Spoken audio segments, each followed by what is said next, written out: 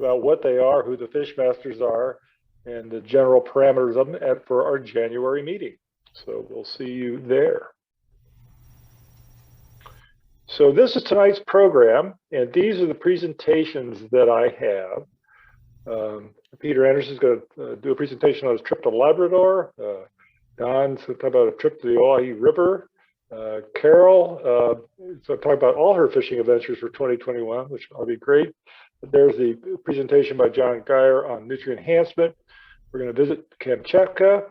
Lynn Volz has given me a couple of decks that she wants to see that are around the Rogue River and Baja.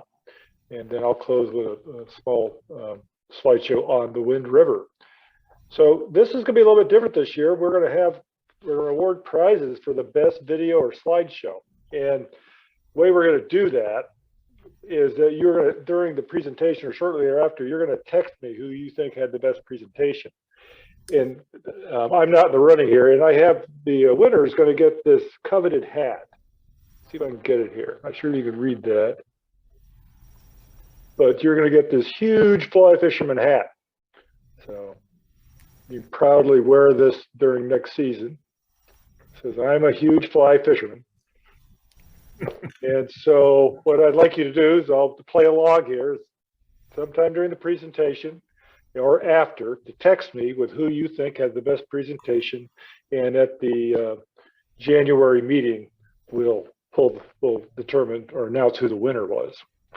So I take the first presentation. I'm going to stop sharing my screen, and Peter, you're going to start sharing your screen, and you're going to talk about Labrador.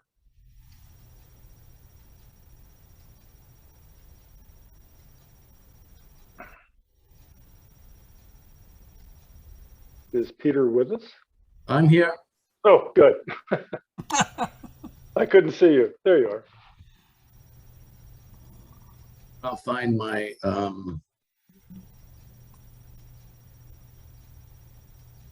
okay, are you seeing that? No. So okay. first share your screen, and then we'll probably see the front of your computer, and then we'll see the presentation. So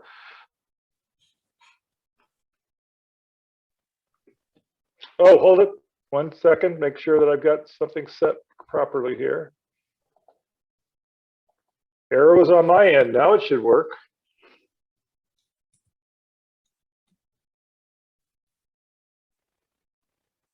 Okay, I've got something from Zoom that I can't get out of.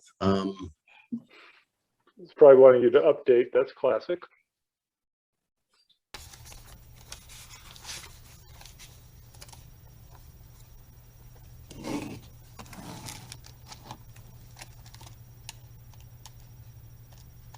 There we go. Okay, there. Good. Okay, so I would like to talk about a trip I took with my son to Labrador for brook trout back in August. The trip was originally planned for last year, and because of the COVID restrictions and the closed border, we couldn't do it. Unfortunately, the lodge people allowed us to extend it into this year, and the border opened 2 weeks before our due date. So we had to kind of scurry.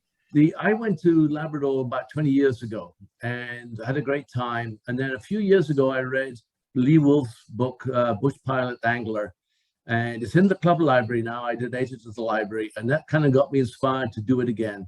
And so booked it, and we flew there with 2 weeks notice to get flights. Getting there was a real bear. It was overnights, 2 nights to get there. We finally made it, but you realize when you look at a map like this is the route we took.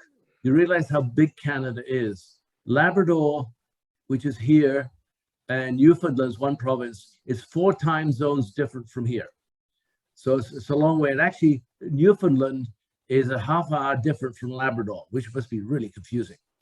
But so we flew to Goose Bay, spent a night in Goose Bay. Next morning, we're met by a plane, Twin Otter, that flew us from Goose Bay to Igloo Lake, where we were fishing.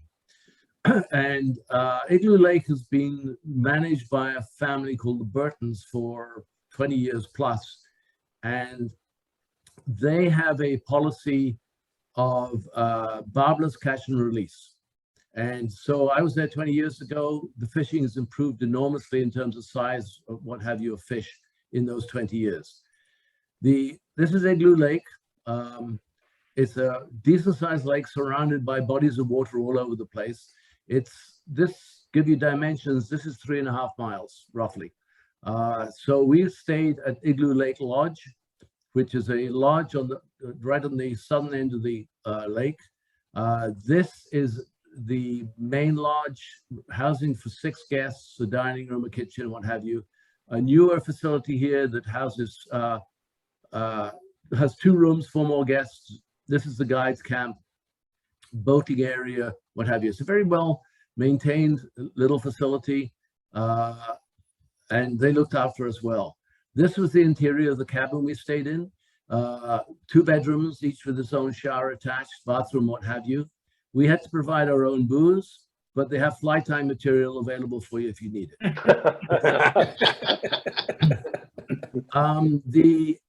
The fishing was, when I was there 20 years ago, we fished almost exclusively in the lake here. One morning, Ross and I went out and we went with our guide and we covered the whole lake, didn't see a fish move anywhere. And other people found the same thing. The other places to fish were the river that comes out of the lake and flows down into this other lake, which name I don't know. There are about 6 or 7 pools on here that you can fish. Give you dimensions. Walking from the lodge down to here, for me, was about 45 minutes. My son and the guide could have done it in 30 minutes, but that's life. And the other place was a spot up here called Sweet Spot, which was the only place on the lake that had any action. Why that place was there, it was productive, I don't know. When we arrived, as we flew in, the lake looked green, and I initially thought, well, it must be shallow, because I knew it hadn't had much rain, but everything was green. This is a section of the river, one of the holes, one of the pools, and you can see how green it is. So it was basically 6 inches of visibility in the water. The guides were very suspicious that the fishing would be terrible while we were there, low water, green water, but it turned out not to be the case. So one of the places we fished was a hole called the Bowl, where the whole river, which in places could be like 25, 30 yards wide, would come in through a single chute into this hole, and you can see how green it is. But we fished there a couple of times. Once we learned the technique, and the best technique was basically Euro nymphing or high sticking with a large, slim, bead-headed jig nymph. And we started getting, when we fished here, very nice sized brook trout. In one session, I forget if it was a morning or afternoon, Ross and I pulled out 26 fish to net out of this one little hole. Wow. A lot of fish there, and they're very hungry and very aggressive, and they're a lot of fun. Huh. The other challenge of fishing on the river is you forget to put bug spray on black flies. And so Ross missed this spot and he was covered. So that's life. The other spot that was, as I say, on the lake, the Sweet Spot was active. It was very active. Was very frustrating. The first night we were there, the other guys in the lodge with us went out to the Sweet Spot, and they came back frustrated as hell. They had said there were fish reaching all around you, big fish. You see the water just boil, and they couldn't touch them with anything. They managed to get a 30-inch northern pike, which was a lot of fun, they said, but the brook trout were just completely uncooperative. They tried everything they had in their box and nothing happened. Then we heard from other people who'd been fishing there and with the same result. Fish everywhere, nothing would move them. So our turn came and we went there. It's big enough only for one boat. And we started off, this fish rising everywhere. If you had a net, you could have, in the right spot, you could have picked them out of the water. They were so close. We tried dry flies, even though we didn't see anything in the water. We tried emergers, we tried soft tackles, we tried scuds, we tried small streamers, we tried, you name it, went through the tackle box, and nothing was working. And then in desperation, I went to something big and heavy, a Zuggler, And the challenge with fishing with this was that the water was very low. So if you didn't retrieve as soon as your fly hit the water or got distracted at all while you're retrieving, you snagged up on weeds, snagged up on rocks. But the Zuggler turned to be the solution. And so we started getting these big brook trout that were broaching the surface. That's our guide in the background there, Jacob. We got a lot of this fish was bouncing bumping 10 pounds. And so, that's where the creek comes in. So we're fishing back there. And so we got one session, I think I brought 6 of these fish to net one afternoon. So it was a great fishing spot. Once we learned how to use it, we passed the word to the other guides. Some guys accused us of just foul hooking the fish. We didn't. They were all mouth hooked. The challenge with a trip like this is that you read about it and you take all the flies you think might be necessary. And there's a hexagenia hatch happened. We missed it by a week. There's a drake hatch. We missed it by a week. So you take as many flies all the flies you think, but you can only take so many of each one. And we only had a finite number of Zugglers. And with time, we slowly lost them. And on the last session we had there, we didn't get anything because we didn't have any of these big, heavy Zugglers. So all in all, it was a great trip. We flew out in the last morning. This is sunrise over the lake as we're flying out. And we then had to wend our way back from Goose Bay, which is not the most enticing city to visit, but it's a good destination to get to fishing, and worked our way home. So that's a quick report on that trip. Thank you. Outstanding, outstanding. Very good. So Peter, what weight rods were you using there? We were using 6-weight rods. Wow. And 3X tippet. If I'd known the water was going to be that color, I'd have gone up to heavier tippet. But we thought it would be clear, and so 3X. But we didn't lose. We lost fish, obviously, but we didn't lose a huge number, or they didn't break off. It were probably not well hooked or something like that. But it's safe. It's a lot of fun. Well worth the trip. outstanding. So Don, you ready to share your screen with us? How about that? Are we there? No, not yet. I am on this side.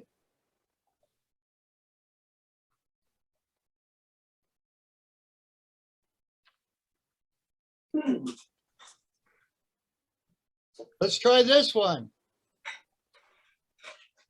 There you go. Here I are. Okay, let's go to slideshow from the get-go. All right, I talked a little bit about this on the Wet Fly Hour. Carol and I usually make at least one trip to get frustrated on the Owyhee River. If you're not familiar where this is on the Oregon-Idaho border, probably about 50 miles this side of Boise.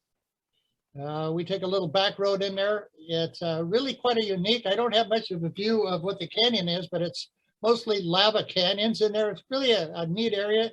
The river isn't huge. I would say maybe like the Clackamas River, maybe a little bit bigger than that, from the Washougal to the Clackamas. It's really kind of nice. So we went up there in the fall. Our spring fishing trip, we got blown off the river, so we decided to go back. We had talked to Mike McCoy, Mr. Snake Brand Guides. He had gone up there with some people and talked about all the big fish he caught about a week and a half before we decided to go. So we went over there. He gave us a couple little tiny size 20 flies to try. And he says, these things work. I could hardly see them. There are signs along the river. This time of year is when the browns are in there spawning. So you really have to watch where you're waiting that you don't get on the reds. And we saw a horrendous number of fish in on the spawning beds. Quite active. It was really something to watch, these large 20, 24-inch brown trout with their backs out of the water, scooting through the very shallow water. Like I said, we avoided these areas at all costs. If you have never been on the Owyhee, this is what the terrain looks like. This is the spot that we normally camp at. Directly overhead where this picture was taken, there's some power lines that go across. And this is a very productive stretch of the river. You can see there's all kinds of areas to camp right along the river. The bank down the river was maybe 15 feet. And pretty level spots, lots of access roads. There are pit toilets down there that are very well maintained. In fact, the ones we had there this year in the fall looked like they were brand new. So that was kind of nice. It made it very pleasant. The locals in the area are very friendly. Kind of have to watch where you're walking if you're off the trail or off the road, because they left their little deposits here and there, but they left us alone. The problem with this guy is that he decided to go straight across the hole that we've been fishing and kind of dampened fishing for a little while, but we forgave him. Not only are these locals friendly, but some of the other locals are quite ambitious. We talked to one couple that had been there for a few days prior to us, and the guy said, well, he finally took down the tree, which was probably half again bigger than this. So he'd been working on it for a while, and he knocked it down, and I don't know what the heck he was going to do with it, because the beaver ponds are mostly under the bank. The lake is very wadeable. The lake, I should say, the river is very wadeable. It doesn't get very deep. You can find some holes where you'd be up to waist deep. You can, a lot of locations where you can cross, and actually, the access to the river on the opposite side where we camped is probably better than our side. It's less brushy. I don't know why. I think there's more cows on that side and they keep the brush down. But you can see here, I did manage to hook a fish, a very nice brown trout. In years past, we were lucky if we caught a small one. So we actually caught a few big ones this year. Of course, Carol, as usual, is a quite efficient fisher lady. And when she catches the bigger one, she even gets happier. So she caught quite a few fish like this year, and it was really nice. It was really nice for us for the first time we got into fish, so we weren't quite as frustrated when we left. As usual, I was runner-up with my fish. At any rate, so from there, we took another trip. We headed over into Idaho, went up the little, followed the Little Salmon River north up into Livingston, crossed over to Clarkston, and went down along the Snake River, which is a deer hunter's delight. We saw maybe 100 or more deer like this on the road going down the Snake River heading south. As you can see, most of them were hiding in people's property, so hunting might be kind of tough along that road. So our destination, we turned into at Heller's Bar, which is the confluence of the Snake and Grand Ronde rivers. We went over there with a specific purpose, and you know, we were on a quest. So we were looking for the 8 acres of land that was purchased adjacent to the WDFW access site.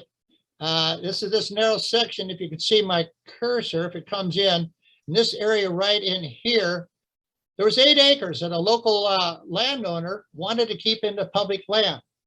So this is a picture of that stretch of river. Fishing Game WFW had these porta potties in here, the second one farther on down, and this was a public access area. So the landowner who had lived up to the hill to the above the river, you know, didn't want some big daddy warbucks to go in there and build a big house and put fence up and keep people out. So he made a deal, and a lot of conservation groups, fly fishing clubs, and individuals got together and they raised the dollars. I've heard 20,000, I've heard 30,000, which was a good deal for these 8 acres. Bart, do you know by chance what that dollar amount might have been? I do not. Okay. I do not. It was either 20 or 30, but the neat thing about it was they raised additional monies. And with the additional dollars that they raised, they were able to get these basalt columns. And they figured that these things would be vandal proof. I mean, they're not going to be knocked down and used for firewood, that's for sure. And which was kind of cool. And on these, they engraved the basalt. And you can see here some of the major contributors and organizations. So the property, the whole idea was purchased from this Lynn Radar Miller. He lived up on the hill, and the land was later donated to the Washington Department of Fish and Wildlife to make sure that it was maintained public access. Now, Jim Aherns of the Inland Empire Fly Club and Josh Mills, who was with Wild Steelhead Coalition, they're the guys that formed this group to get together to raise the funds. This is a list of the major organizations that contribute, and you can see that Clark-Skamania Fly Fishers was one of the major contributors to this. We gave monies back in, I think, 2019 or 2020 to help purchase this land. There's also individual contributors who made donations outside of their fly clubs, or they just heard about it. And this is really pretty cool.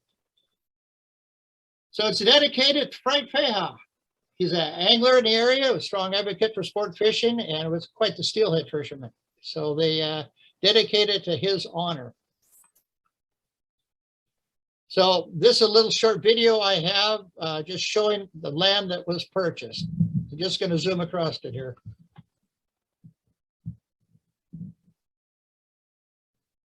And Don, you're going to mention that we're going to have an outing there.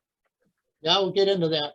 So Steve Jones was over there about 2 weeks prior to our visit over there when they commemorated or opened up this land. And they had a little, little get together. He fished the area. He actually caught 1 fish in this run and hooked up on 3 more. As you go down to the right, you go to this road, just goes down and dead ends. And there's a lot of access to this river in that area. And there's a lot of public access to it. It's not all private farmlands down there. So like Bart brought up, we're planning on going up there in late October next year. Steve had been up there in November, but we're going up late October because it'll still be open for trout fishing at that time. The trout fishing ends at the end of October. So we want to be able to go up there, and some can fish for steelhead and some can fish for trout. And let me run this back by you one more time. You can see that there's plenty of flat land out there. We parked our motorhome. Now, where we parked was actually down to the right from where this video is, way down in this area. There's 2 parking pads down there, gravel parking pads, but there's a lot of level ground in there that, we can park trailer houses or campers or even tents if you wish in that area. So when you're this far on the Waihe or on the Grand Ronde, you always need to take a trip down to Troy. Troy is a takeout spot for a lot of the rafting trips, and they come out of Minam. And when we went down there, I just want to move to my next slide. Came around a corner and we ran into this little guy. And the funny thing is, he just stood in the road and looked at us for a good 5 minutes. When Carol decided she was going to open her door and maybe stand on the edge of the door and look up over the door to take a picture of him, he did decide to start walking at us. I said, get back into it because I didn't want his ram to meet my Dodge. So anyway, so we're going to be going back over there. It's a little bit of a drive. It's a beautiful area. The steelhead fishing there. Steve also went up and fished at Heller's Bar, and he said he had a couple hookups in there. So there's plenty of area to go steelhead fishing there. Bart is actually going to be co-fishmaster on that with Steve Jones. And that's fine. Yep. Thank you, Don. Excellent, Bill. Yep, it's going to be a great trip. I fished that area for maybe 10, 15 years, many years ago. Great steelhead. Okay, so Carol, you're now I think Don has to stop sharing first. Yep, he's going to have to release the screen. Okay, I'm trying to figure out how to do that. On the bottom of How's that? there you go. There we go. There we go. And welcome, Right. Eric Rice from Texas. Good to see you.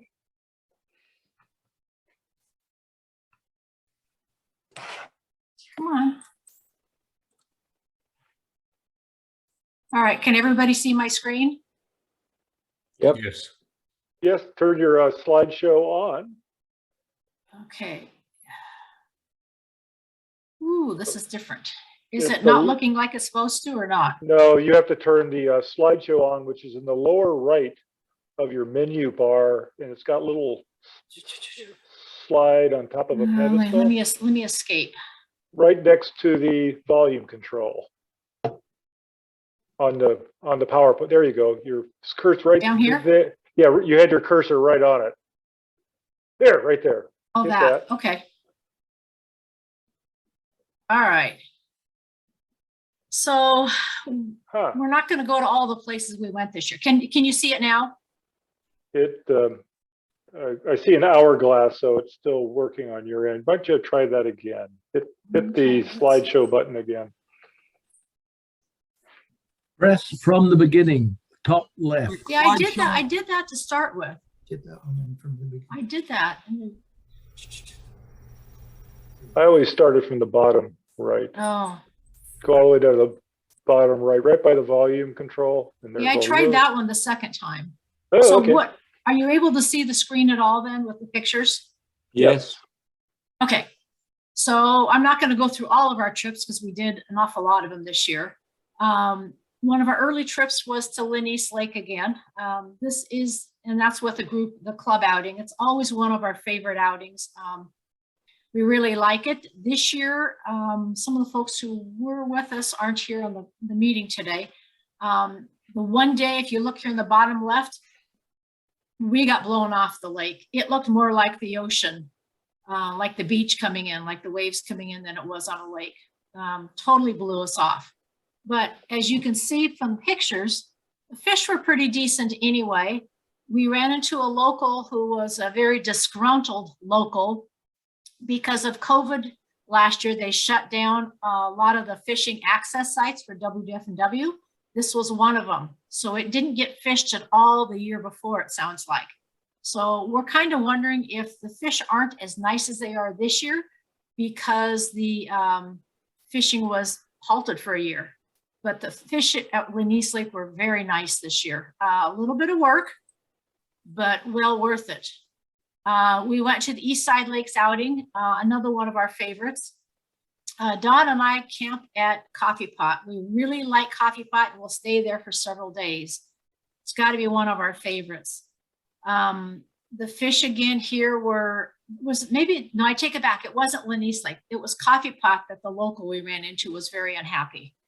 Because Coffee Pot had a gate across it and they couldn't even access it. Your screen's not changing on mine. Oh, does this say Coffee Pot Lake on your No. screen now? You're going to have Yes. to click. You're going to have to click the slides individually if you're going to do it manually like this. Let's go back. Okay, did Coffee Pot come up this time? No, on your left side, is that slide 2? I would hit slide 2 manually with your cursor. I tried that too. Oh, interesting. If you hit page down, it may advance. Well, I tried that too. I did Leech Lake and then I went to Coffee Pot. Coffee Pot's not showing? Nope. No. Oh, come on. Let me try escape. When Let in me doubt, go maybe. back. When in doubt, maybe. There you go. There you go. What are you seeing now? You're seeing Coffee Coffee Pot? Okay, well, we'll stay here then. Always like Coffee Pot. It's one of our favorite places to go. First year, I've caught a perch there. The fish are nice size this year. We were catching quite a few fish and I had this zonker in my bag, my lures my flies that I've never used before. I'm not sure even where I got it. And I thought, hey, what the heck? I'll try that. Caught a fish on a zonker. It's the screwiest looking fly I've got, I think. This is the first time we've heard about rattlesnakes at Coffee Pot for years. This is the first time I've actually seen one. And this was swimming on the lake and I picked it up with my rod. It's not nearly as big. You figure that's probably a 4 or 5 weight rod. So it's not really that big of a rattlesnake. But it was fun to actually see one on the lake and to catch one. Again, there's some fish we caught. Those are nice sized fish for Coffee Pot. After that, we went to our new lake, which is a mystery lake. Someone told us about it. Turtles everywhere on this lake, just all over the place. Fish were larger here than they were at Coffee Pot. This is the biggest trout I think I've ever caught on a fly. And that was at this lake with a 23-inch rainbow. Beautiful fish there. A little bit tougher to catch, but definitely well worth the effort. Don did well catching bass. He did catch some trout too, but he went after some bass. There was bass you could actually see along the shoreline and he targeted the one and caught it. The one we got is a 17-inch, not bad. As you floated along we went down the whole end of the lake one day.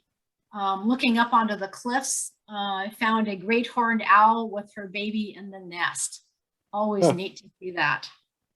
That's, to me, that's always a highlight. And quite often on these cliffs on the east side lakes, if you really look into little caves like that, oftentimes you can find an owl in it. We spent, we made 2 trips up to Leech Lake. One we just took a drive through. And that was on the next slide. And this one we actually went up and camped. You can tell it's a little bit cold and a little bit dicey weather there. We are hosting or being fish masters up there this next year in, not sure which month, but we're going to do an outing up there with the club. It'll be August 9 and 11. Nice little lake. It's a great place. Well, we'll talk more about it on the outings, but there is a trail that goes all the way around the lake if you're not interested in fishing, or if the weather's dicey and you want to get out and walk. A nice walk all the way around the lake. Where you're right at White Pass. You go right past the ski lodge and you can see this, the lifts and everything from the campground. So you're right up, we're pretty up high. Okay, here's your question for the day. Any idea what this is on the ground here? We were up here in July and somebody came over and said, oh, you got to come see what this is. And I went, well, that looks like it's just like goose poop. That's just kind of washed up on the shore. And then it moved. And then it moved. Thousands of baby Western toads. Oh, wow. They're not a single layer. When you're looking at them, they are on top, layer upon layer on each other. And they were all over the boat launch over there where we camped the next time when we came back. They're everywhere. Legs taste like chicken. These are little guys. They're maybe an inch long. Are they mating? No, they're the babies. Are they mated? I couldn't put all my pictures on, but you could. I actually have pictures of some of them that are still in tadpole stage. Oh, okay. In the water right there. So when you go back, there are a few in the water here. And I guess they do that. We talked to a guy who collects the money and stuff. He's the concessionaire for the campground. He says every year they're the same time they're there. When we went there, and this is July also, he says you really don't want to be camping in here necessarily in July. The mosquitoes will eat you alive. When we came back in was that September, mosquitoes were gone. And it was very pleasant. Yeah, I've got some video actually of this, and it's just amazing. If you walk close to them, the whole ground moves. It was really cool. Are those toads native? Yes, I believe so. And I good. wasn't sure what they were, so I've got a couple amphibian books for Western US, and I had to look them up. I thought they were frogs, but they were actually Western toads. So they're very small right now. Okay, oops, I'm going the wrong way. Tell me I'm going the wrong way. Okay, then in October, us and Whitney's and Geyer went up to South Twin Lake in over by Bend on Century Drive. We were there, this is our 3rd trip over to South Twin Lake. We've done pretty well there every year. Nice little campground, a nice little lake, no power boats on the lake. There is a little resort and they rent out canoes and little boats also. Not many fishermen. We spent a couple days there and we had heard a lot about North Twin. So we went to North Twin, which is about a 1/4 mile walking and about if you're driving it, it's maybe a mile to the other direction. We found fishing to be better this year at North Twin. Nice rainbows. Picture here of John and Jack on both those pictures. These lakes, you're almost always, because they're east side lakes in Oregon, a lot of times you're going to find the loons on there. And on this lake, we had 2 families of loons on there that I could see. Didn't hear any calling, which is disappointing, but there's nothing neater sounding than a loon calling in the evenings. And then that's it.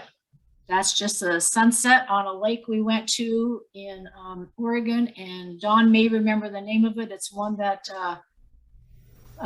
Bart had told us about, and we camped on it. Do you remember what- Chickahominy. No, so I don't think it's Chickahominy. It's that other lake, I think.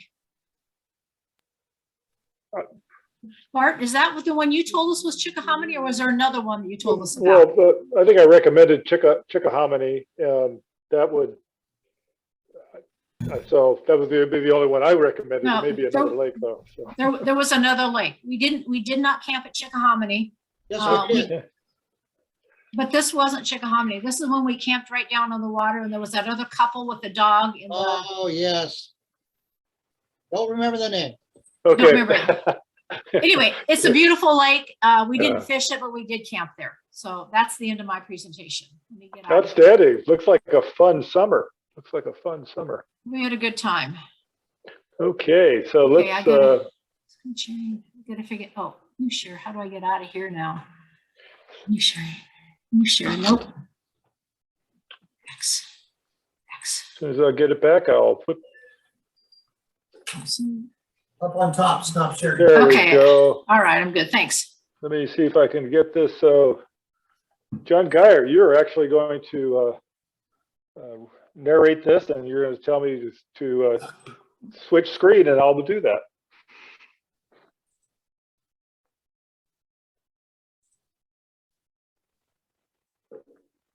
If you hit this, you can make it a little bigger. John, are you with us? I am here. I thought you were going to run this, and I was just going to talk over it. Oh, okay. I was, and why this is not working is I have not. Guess I have to share my screen yet again. I'm not sure where I went. I just went back to my screensaver. Oh, I think we're good now. Okay. There we go. There we go. I am lost, Bart. I got off that, and I'm not connected to you. It's saying we're viewing John Dyer's screen. Oh, so John, you need to unshare your screen. Unshare. And I'm sharing mine. Stop share. Okay. Can you just take me to the image without the framing on it either way? I can work either way. Without the framing. I'm not sure how I full screen this puppy. Let's go with it as it is. We won't mess it up here. Well, yeah, that we probably just passed that point.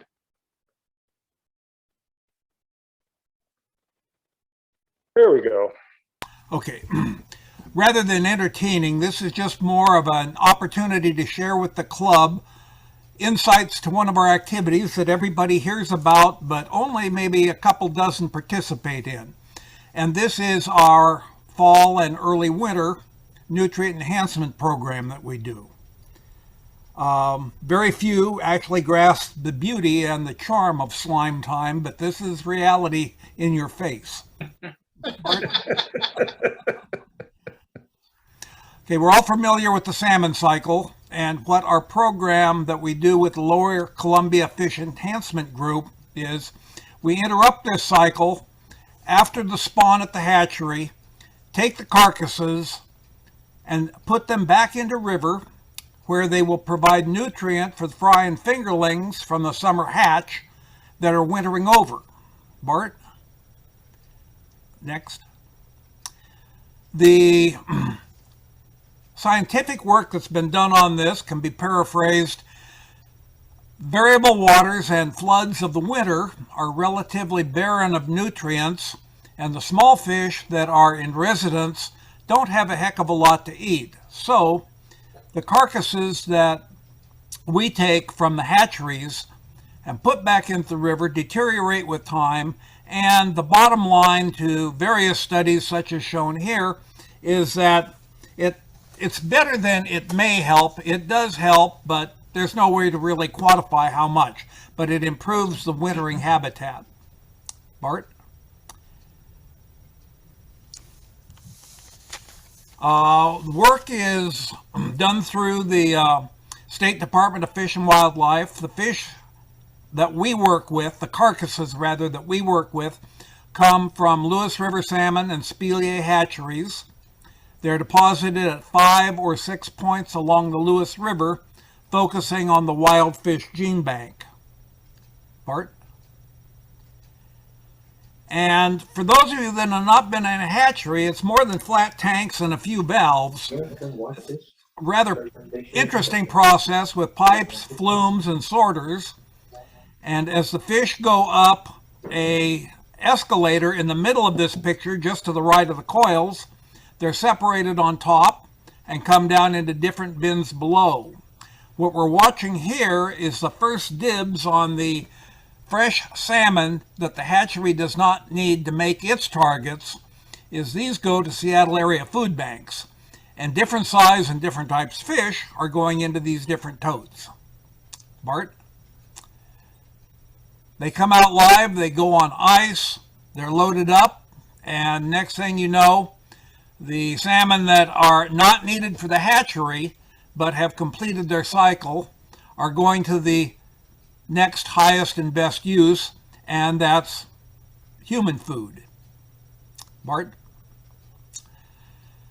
The work is done once a week for 6 to 8 weeks.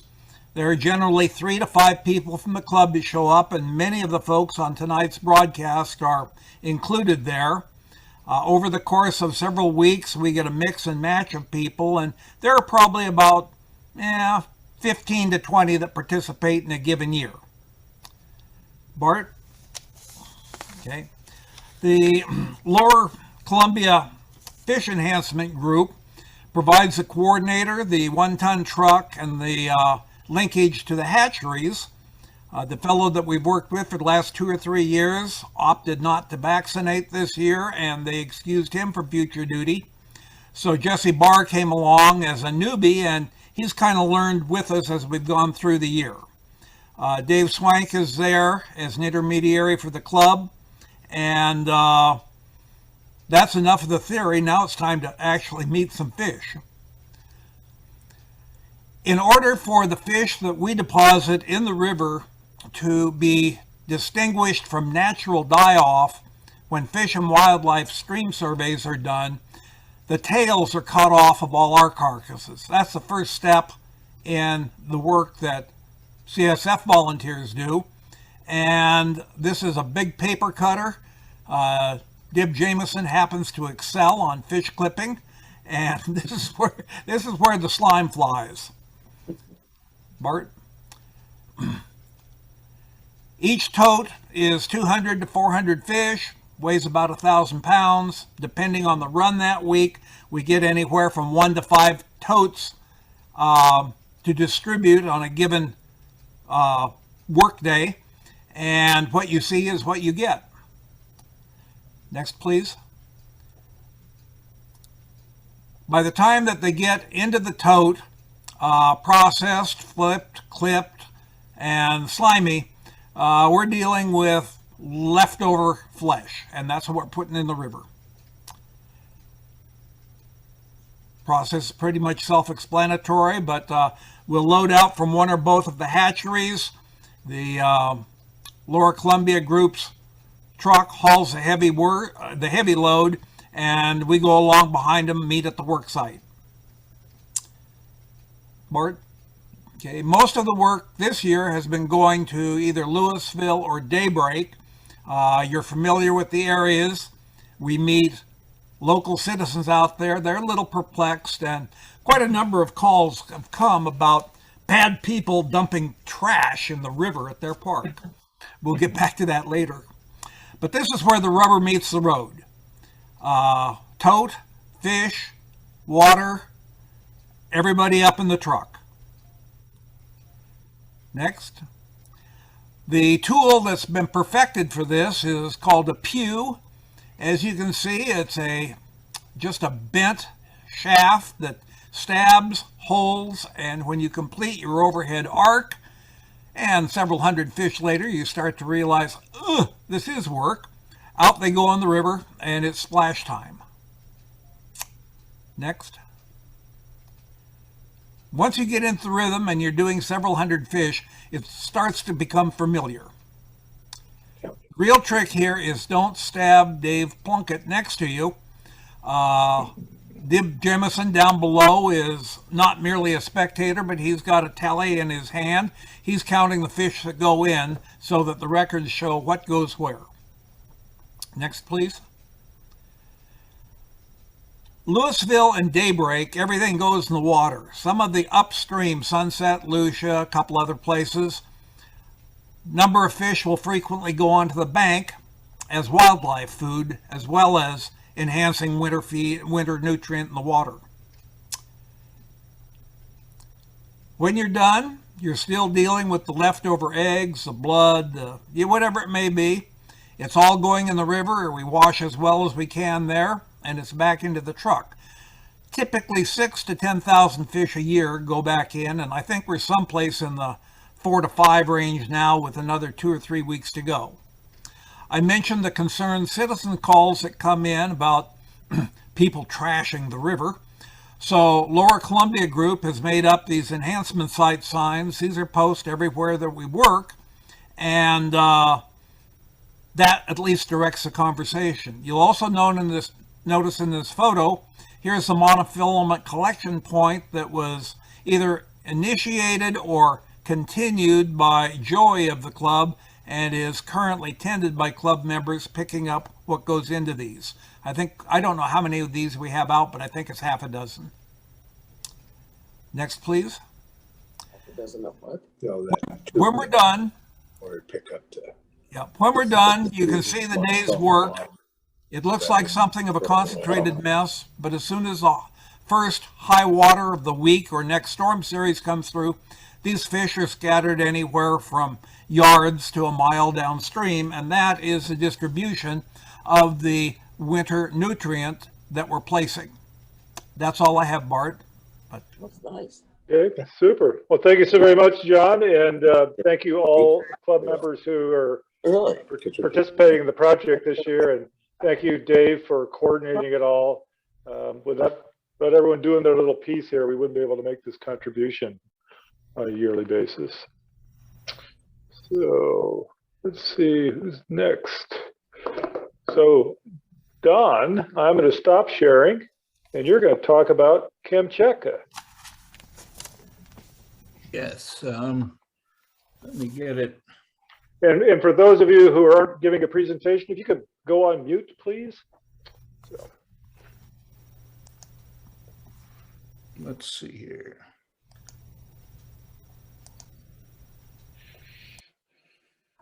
The guy went fishing in Kamchatka, Russia. So the topic for the day was supposed to be fishing trips in 2021, and you'll notice I'm stretching the date a little bit. I was in Kamchatka on the steelhead fishing in 2017, but I justify this by the fact I had scheduled to go this year, but I backed out because of the COVID pandemic. So that's how that happened. Okay, so in 2017, I went to Kamchatka. Kamchatki Krai, I think is the more closer Russian pronunciation, with the Kamchatka Steelhead project. And I'll talk a little bit more about that in a moment.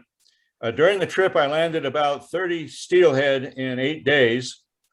And we were using barbless hooks, so I lost about 10 others.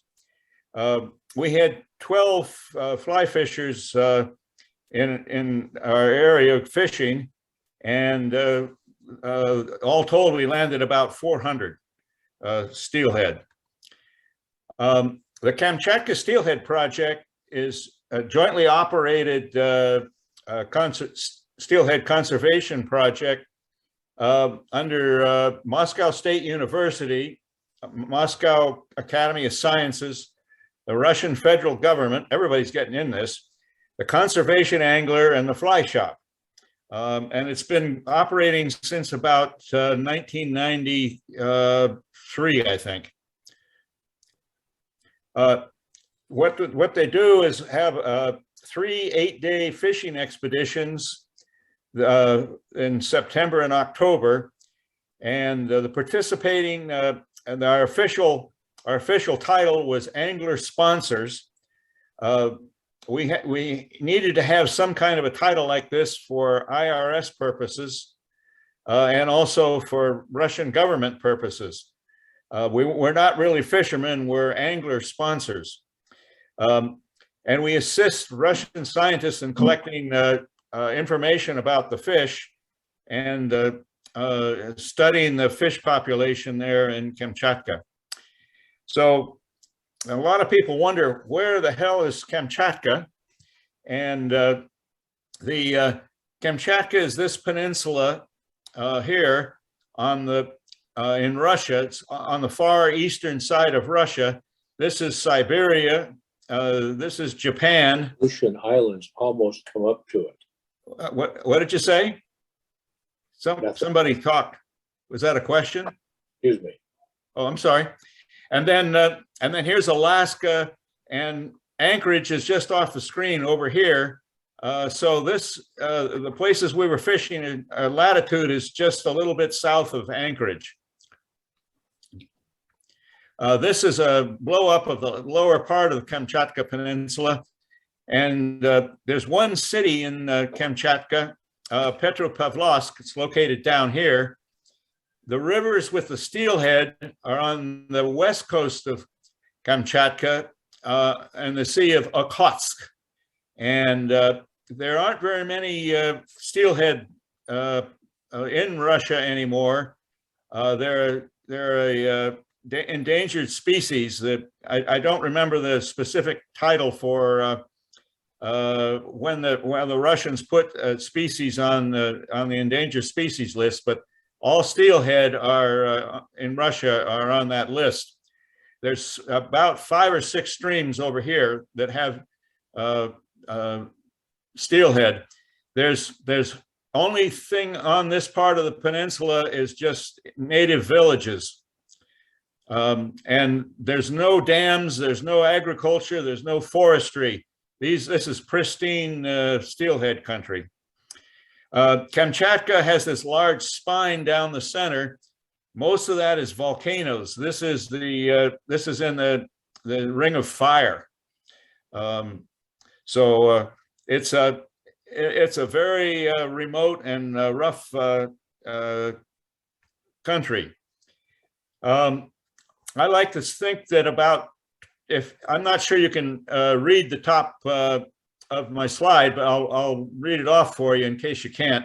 Looks like in my presentation, I've got a menu bar here, but I'm saying here that about 25% of the travel, or 25% of the fishing adventure is the airline travel that you do. It takes 32 hours from Portland before you arrive in Petropavlovsk. And it was recommended to me, and I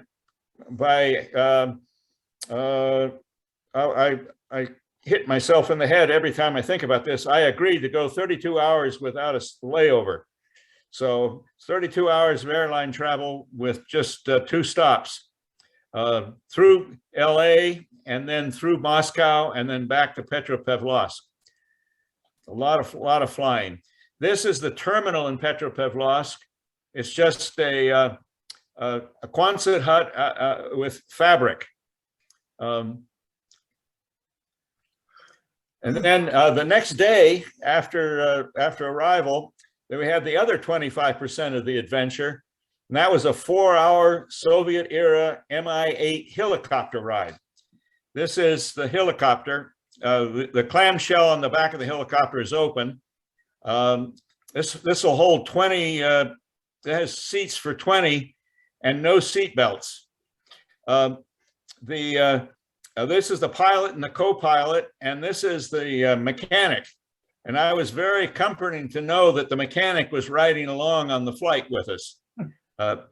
When we got to this location, a part way, we had to refuel. And I noticed the mechanic got up there with a wrench and started tightening loose fasteners. So that this helicopter vibrates so much that if you lean against the side of the fuselage, it shakes the fillings out of your teeth. It's quite an adventure. There was an amazing coincidental meeting that happened that I happened to run into here while we were at that helicopter refueling. I had joined the group of 20 fly fishers off the helicopter, and I talked to one of the group that I hadn't seen the night before. And I said, "Where's your home?" And he said, "Washougal, Washington." So here I'd gone all the way halfway around the world, 32 hours of airline flight, and part of the way to the fish camp. And it was Gary Austinson and his son Kyle were there.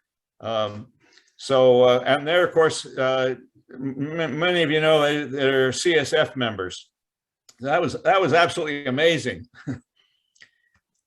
This is what Kamchatka Krai looks like in October.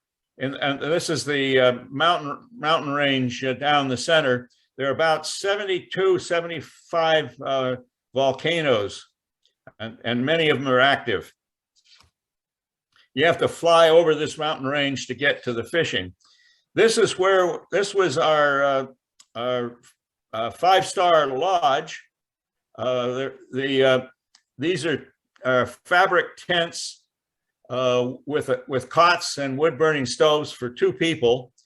And so we teamed up with one other person, and that was quite comfortable, actually. And this is the dining hall. We had a Russian chef, and I didn't see a rating for this restaurant, but he did cook great food. So I really enjoyed the Russian food there. So this is the river that my group fished on. There were 2 groups that went up on that helicopter for this trip. We had 12 of us in our group, and the name of the river was the Kamchatka.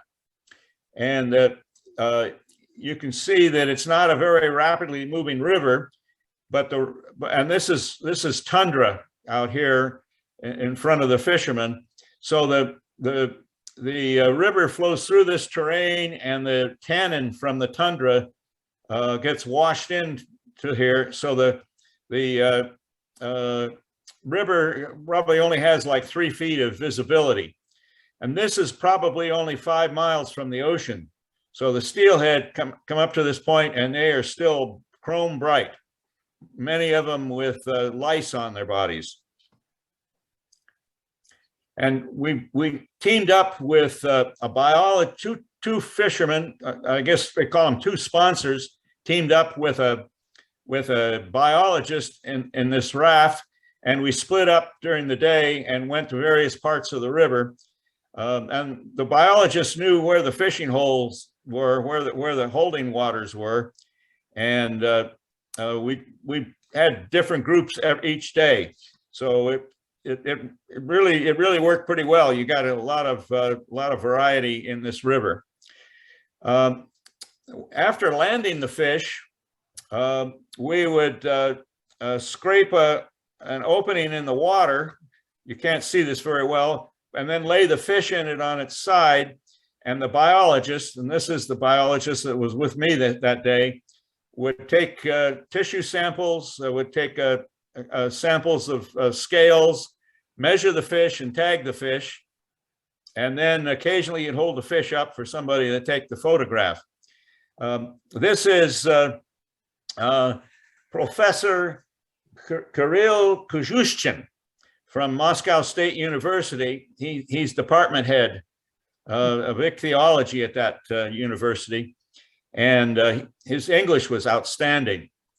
And anyway, every group had a biologist that went along and took the measurements. They used that to understand the the biology and the habits of the steelhead in this river. I did talk to Professor Kuzushkin a day or two before this. I said, Professor, the Kamchatka is known for having a lot of brown bears. And he said, yes, but don't worry about it. They're not around our camp. They're up in the, they're up on the mountainside eating berries. They're getting ready to hibernate. So the next slide is a brown bear at our camp. So I said, Professor, what's that? And he said, oh, a medved. That's the Russian word for bear. And actually, the day after this shot, I was fishing near here, and a bear came out of the woods right across the stream from me, about 80 feet away. And we stared at each other for a while. So the professor was very good as a fish biologist, but not as a bear biologist, is my take on that. So how do you, if you want to go to on this trip, it's outstanding. The fly shop in Redding, California, is where you would sign up. They have lots of detailed information and reservations. I happen to know they're sold out until 2024, but they'll take your reservation. I know. It's an amazing place, Kamchatka itself.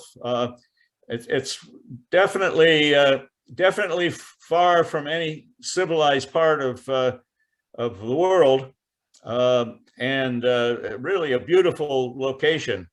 I would certainly like to return, but only after the worldwide pandemic is under control. I would not like to have COVID and have to be transported to a hospital on an Mi-8 helicopter in Russia. That would not be a good way to start a COVID case, whatever. So I'm waiting until the COVID situation is more under control.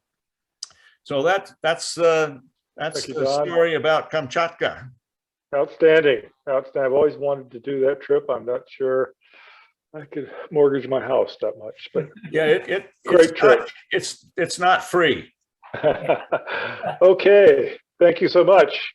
We got just a couple more. Whoops, they probably moved. So again, we'll go back to, we're balloting tonight. These last two probably don't rank, but if you want to take some time to basically text me who you think had the best presentation this evening, and I will forward to them their coveted hat. Can you put that telephone number up again, or call it out? It's 360-607-3610. Message and texting fees may apply. So can we just private chat you on the Zoom meeting? Yes, you can do that too. Okay. So I'm going to, Lynn's not with us, but she did send me a couple of decks. So I am going to switch over to my PowerPoint. First, I'm going to share my screen, which I guess I already am. Maybe I'm not. Hold on. Now I know why you couldn't see that. So you see my screen now? Yes, we do. And there's the phone number. There it is. I was wondering why you folks are so puzzled. I could see it.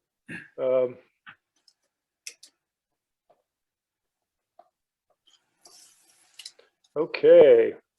So these, this is a deck from Lynn Volz, club member. I guess we had a conflict tonight with the Stonefly Maiden. So this is a set of 3 trips, which I'll narrate. I think she does a pretty good job of explaining them. This first is a trip she just recently took to Buena Vista, Baja Sur.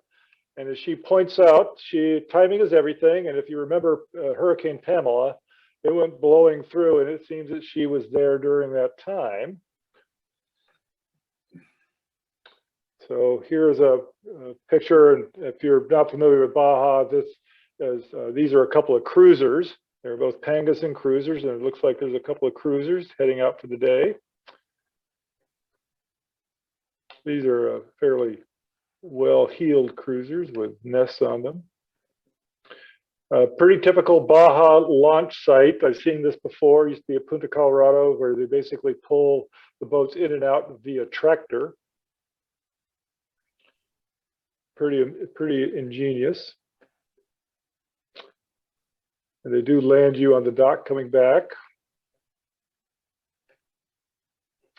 This is she and her fishing partner at the time. She went down in October. Sierra are a fish that's found in Baja typically during the cooler months. So this definitely during the cool time of year down in Baja. And fishing the shore, which is very enjoyable.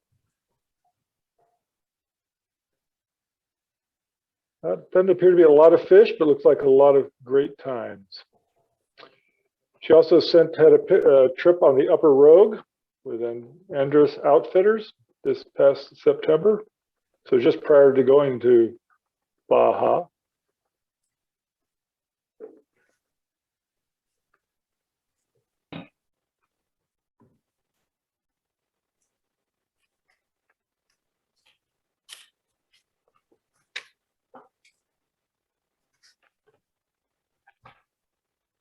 Nice rainbow.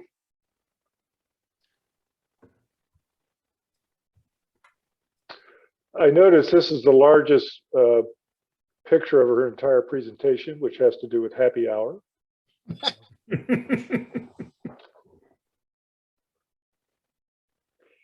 She also shared a picture of a June 2021 picture to Baja again, La Ventana.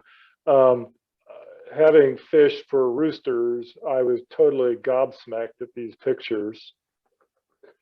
That is a very large rooster, and on a 10 weight, that's a lot of time. That is a big fish for a 10 weight. They're very powerful. And she and her friends obviously caught many roosters, they're not easy to catch. So I was very taken by how well they did. And those two fish there are probably 25 to 30 pounds. Those are huge roosters. So well done.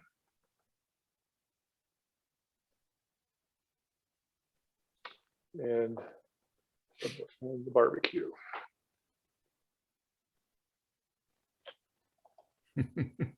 So we'll close the presentations tonight with a short video I did on a trip I took this summer. So this is my, I think, 4th or 5th year of going over the Wind River Mountains in Wyoming. And I have fished, I think 5 years ago with Steve Jones, and I went to the northern part of the range here and up by on the Green River and hiked in and fished for golden trout. The year after that, I came in about mid-range, again, targeting golden trout, and did a 7-day solo backpacking trip. 2 years ago, I came into the southern range and did an 8-day solo trip, targeting goldens and whatever else I could catch. And this year, I came in from the east side, and the whole east side of the crest here is the Indian reservation. Both it's Arapaho and Wind River tribes. And I went into what they call their roadless area, which is very remote and not very frequented. And so this is a brief slideshow of that. And I'll try to talk over, I'll try to talk over it as I run it. If it's going to move for me. Whoops. There it Oh, goes. here we go. Oh, no. guess we're not going to hear, does have a soundtrack to it. So I was fishing 3 major lakes, Wilson, Sonocut, and Cheech. It is very remote. You enter at the St. Lawrence Guard Station. It's at the start. It's about 9,200 feet. So you're driving up very high. This is the first day was into the Wilson Creek cutoff, and the second day was up to the Wilson Creek lakes. This is leaving the trailhead. It's actually a road. Elevation about 900 feet up to an area called the Meadows. And the first camp is about 7 miles in after going over a pass at about 10,700 feet into upper Wilson lakes. Big cutthroat. The entire 7 days I was up, it was nothing but really big cutthroat. And wherever you lurked. So this was connecting 2 of the lakes. Again, big cutthroat. This is a Lightning Pinnacle, just a view of Lightning Pinnacle over Tyge Lake. Amazing tree forms. They're very harsh environment. And the cutthroat just love hoppers. If I was to go with one fly, I'd take grasshoppers. Even though there are no grasshoppers around, which is pretty interesting. But those fish up there, if they miss a meal, they don't survive.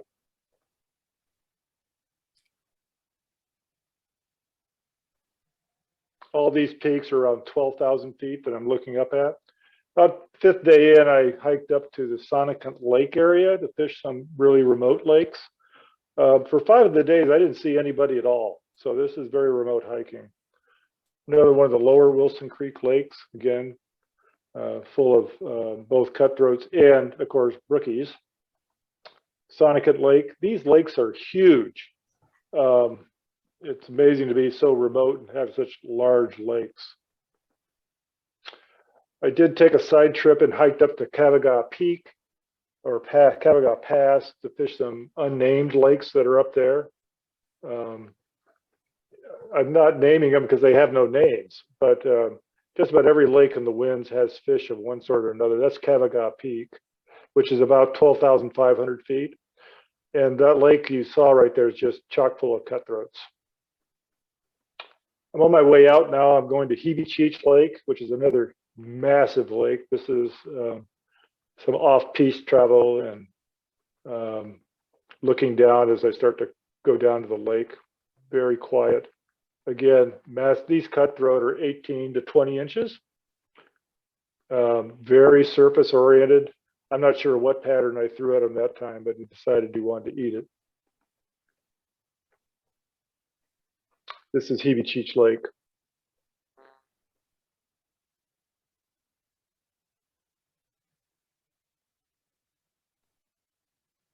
And there's just so much water. I didn't have time to fish everything I wanted to. I had about 8 days worth of food, and I could have been eating fish, but I didn't want to. So it's on the way back out. This is the pass, the 10,800 foot pass on the way back to the car, trailhead, and end of trip. So I definitely, there's nothing cuter in the world than baby pronghorns, and they were all over the place. So I've never seen anything cuter in my life, but this is on the way back out. So I'm definitely on my way, going to go back over there again this summer, and again over the Wind River Indian Reservation is probably the best fishing I've ever found. It's a little remote, a little hard to get to. It's high elevation, but well worth the time and effort. So that's how I spent my summer vacation. Bart, did you go in through Fort Washakie?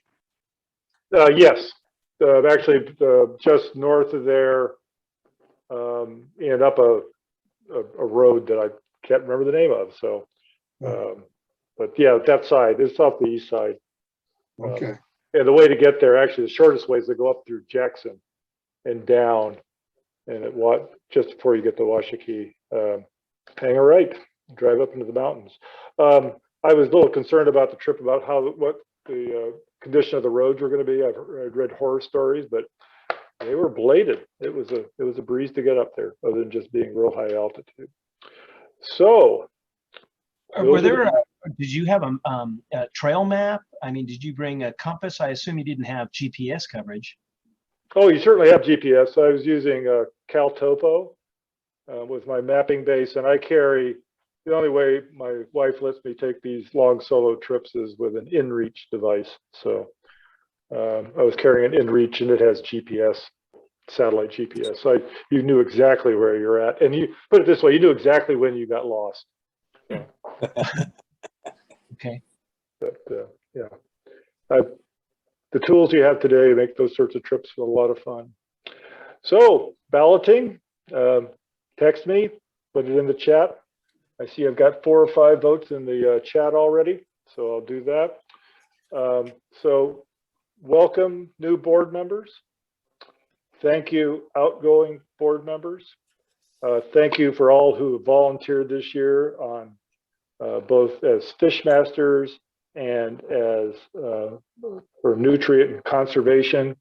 And again, I'll thank the board again. I don't believe members really understand how much we're beholden to the board for keeping the club on the straight and narrow. They've made my job easier this year. My goal coming in was just to keep from driving anything into the ditch, and they certainly helped me do that. So I look forward to seeing you all in 2022 and at the January meeting, where we are going to talk about all the trips that we have planned for next year. And any of you who are just general members and you have some thoughts and ideas of new things we ought to be doing or could be considering, contact any member of the board of directors. We'd love more. What we need is more input, not less, but more input. So thank you so much, and we'll see you on the water next year. Hey, one thing, Bart, as serving as past president for the last year, thank you for what you did over the last year. Yes, thank you very much. Thank you. Okay. Yes, wonderful. Thank you very much for your work, Bart. Okay. Outstanding. We will see you all on the water.